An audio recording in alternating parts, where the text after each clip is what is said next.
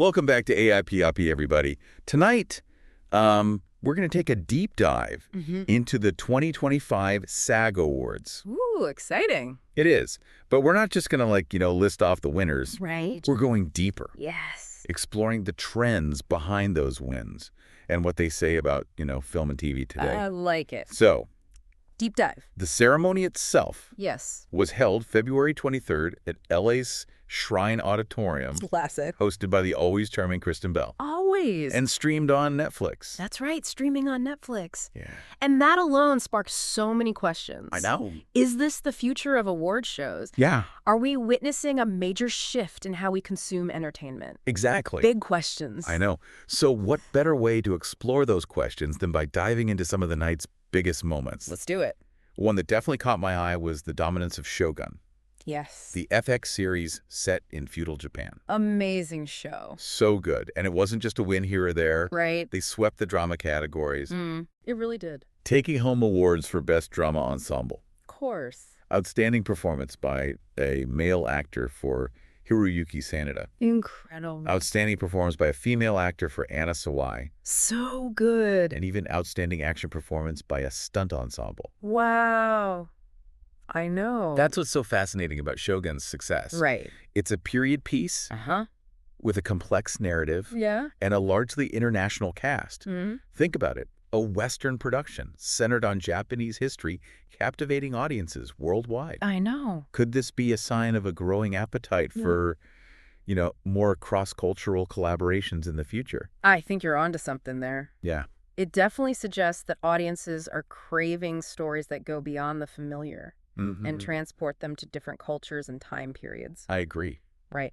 Speaking of appealing to a diverse audience, Yes. Only Murders in the Building continues to be a fan favorite. So good. They won Best Comedy Ensemble. And Martin Short snagged an individual award, He did. even though COVID kept him from attending the ceremony. Oh, right. I know. It really speaks to the show's enduring appeal. It does. Only Murders manages to stay fresh and funny, It does. attracting top-tier talent like Steve Martin, Selena Gomez, and of course Martin Short. And who doesn't love a good mystery Right. wrapped up in a comedic package? The perfect combo. Right. Yeah. Now, when we shift gears to the film awards, Okay.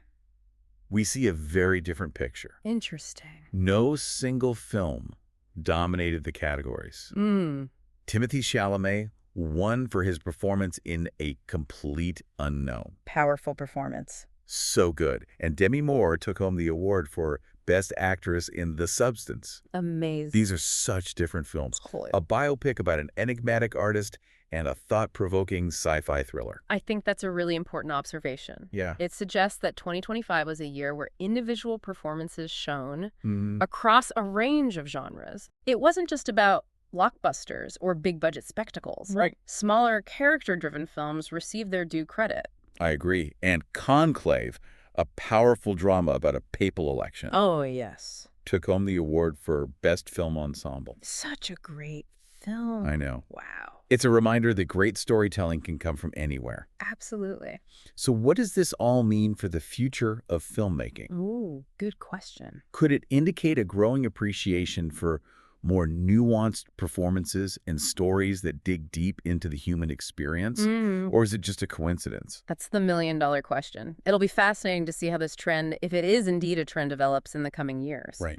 Now, before we move on, if you're enjoying our deep dive into the 2025 SAG Awards, don't forget to hit that like button and subscribe to AIPOP for more pop culture discussions. Yes, we're just getting started. And speaking of thought-provoking moments, one that really resonated with me was Jane Fonda receiving the Lifetime Achievement Award. Absolutely. Her speech was incredibly moving, and she used that platform to call for more empathy within the acting community. It was a powerful statement, but it left me wondering, was it just a feel-good moment, or is there a deeper issue she's highlighting? What do you think? I think she's tapping into a very real need for more support and understanding within the industry. Yeah. We've seen so much division and conflict in recent years that maybe this is a call to move past that and focus on what unites us as artists. That's a really insightful perspective, and it makes me think about all the pressures and challenges actors face behind the scenes. Right. It's easy to forget that they're human beings with their own struggles and vulnerabilities. Exactly. And perhaps her words will inspire a shift in focus, a move towards more collaboration and genuine connection within Hollywood. Now let's get a little controversial, shall we? Ooh, yes, let's. The snubs. Oh, Were there any surprising nominees who didn't win? let me think. Any outcomes that left you scratching your head? Well, one that stands out to me is The Diplomat, starring Kerry Russell and Allison Janney. Yeah. It received critical acclaim for its gripping political thriller storyline. So good. And those two delivered phenomenal performances. They did. It's surprising it didn't receive more recognition. I agree. I thought they were both brilliant. I guess it just goes to show that awards are subjective. Absolutely. The selection process is complex with different juries and voting members having their own preferences. Right. What some may consider a snub, others might see as a fair assessment. Yeah. It's all part of the conversation. And that conversation is what makes these awards so interesting. They spark debate, challenge our assumptions, and ultimately get us talking about the art of acting and the stories that resonate with us. Absolutely. It's a reminder that there's always more than one perspective, more than one way to interpret a performance or a story, and that's what keeps things exciting.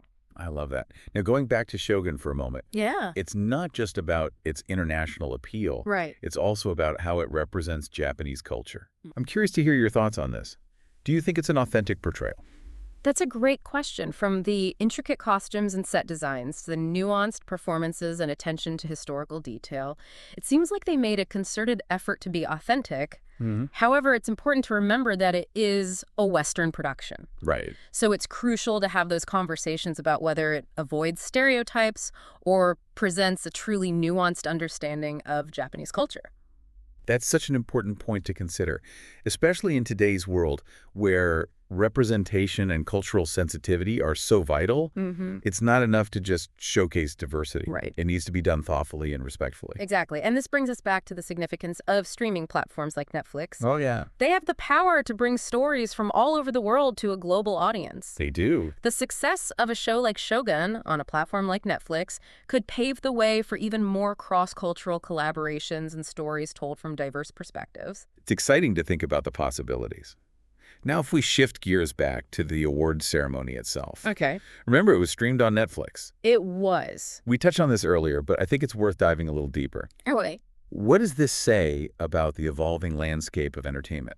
It's a clear indication that streaming platforms are no longer just a place to binge watch your favorite shows. They're becoming major players in the awards arena. It makes you wonder, will traditional award shows even exist in 10 years? It's hard to say for certain, but the lines between traditional media and streaming are definitely blurring. Right. We may see a future where streaming platforms have their own award ceremonies, or perhaps even a merging of the two worlds. It's like the Wild West out there. And speaking of pushing boundaries, let's talk about another groundbreaking moment from the SAG Awards. Yes. Jane Fonda's call for empathy. I was waiting for this. We discussed this briefly before, but I think it deserves more attention. Absolutely. It wasn't just a throwaway line. She really emphasized the need for understanding and support within the acting community. Yes. What specific issues do you think she might be addressing? Well, for one, the industry is notoriously competitive. Oh, it is. Actors are constantly vying for roles, facing rejection, and dealing with immense pressure to succeed.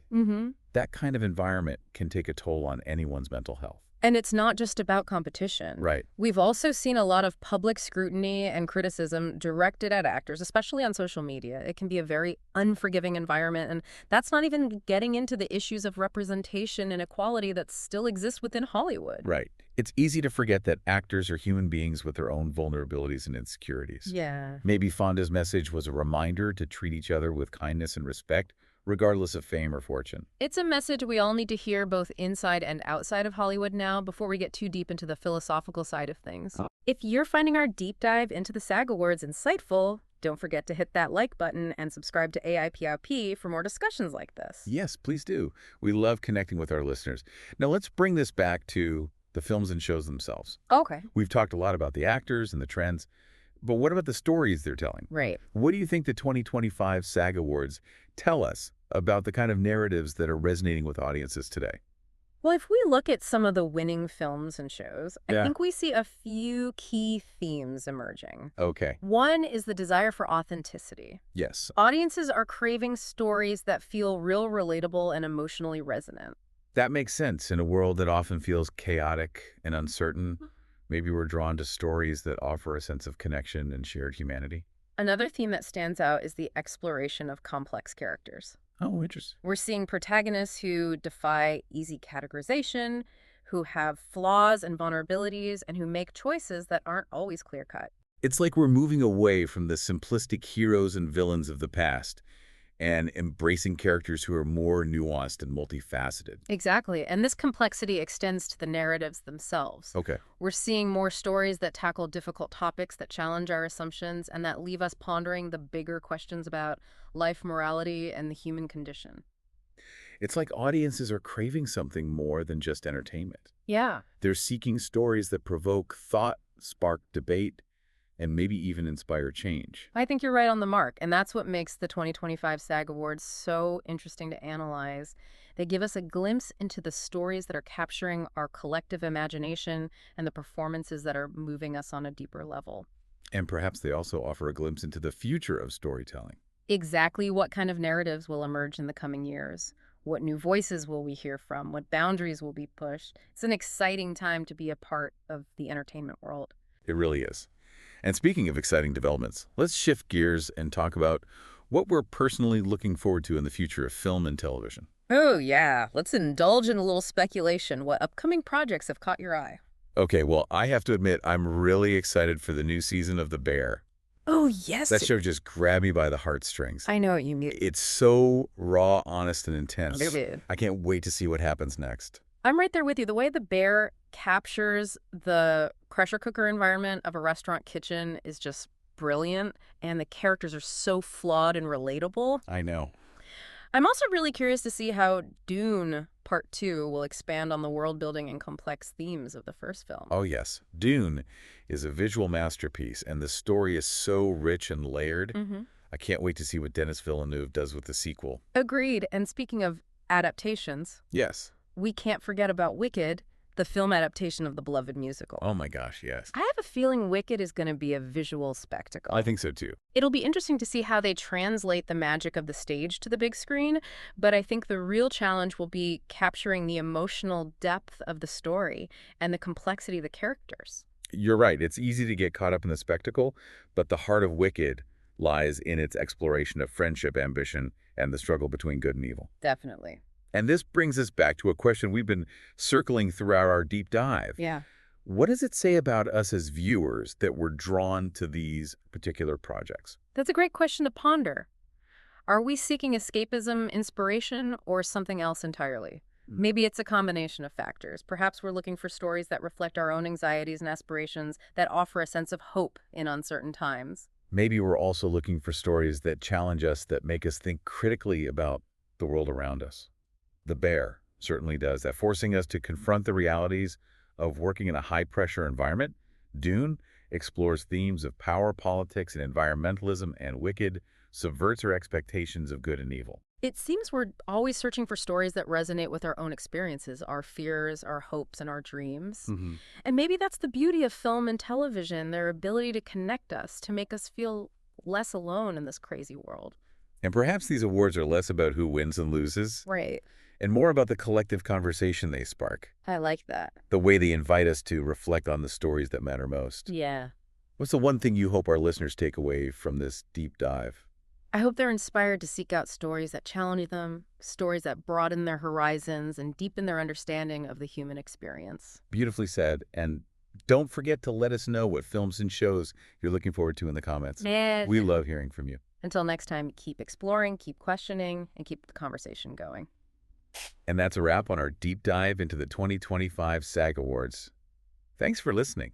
If you enjoyed our analysis, be sure to like this episode and subscribe to AIPLP for more insightful discussions about all things pop culture.